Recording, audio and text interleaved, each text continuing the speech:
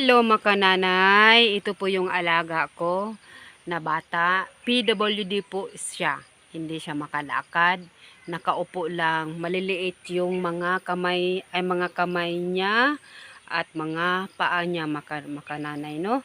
Ito yung mga ano niya, paa. So maglakad-lakad kami kasi mag-exercise. Ang hirap, ang bigat nito. Ang hirap talaga ho. Ito ang ginagawa ko. Yung maglakad-lakad lang kami para exercise.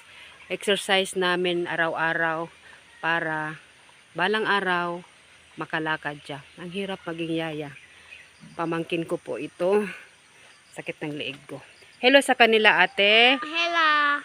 Oh, hello po. Makasalita siya pero hindi siya makalakad, no? Ito ang everyday na ginagawa ko. Ito lang. Ito. So dito kami. Ang bigat nito, oh. Tingnan nyo mga nanay. 5 years old po ito. Hindi siya makalakad. Yun. Karga ko every day. Kung saan man kami magpunta, mag-check up, karga. Ang hirap talaga.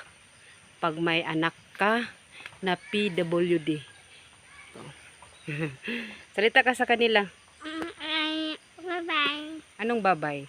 Na ngayon na lang tayo nakagawa ng YouTube namin kasi wala kaming magawa sa buhay. Suportahan nyo naman po kami sa araw-araw naming ginagawa ng aking alaga po.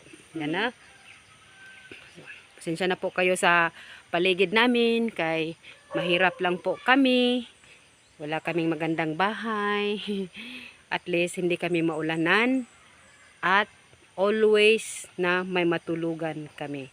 So, upo muna tayo kasi ang bigat na ng alaga ko. Saan tayo? Dito tayo. Ay, ang init pala. Balik tayo. Ang init. Init. Uy! Ha! Teka lang.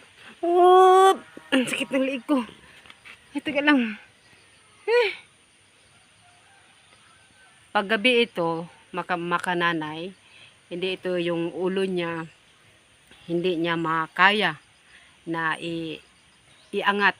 Ako ang mag-angat nito every matulog siya. Kailangan talaga nakapokus ako sa kanya, no? Every day, focus tayo. Kasi pag iwanan mo ito nakaupo, magganon ito.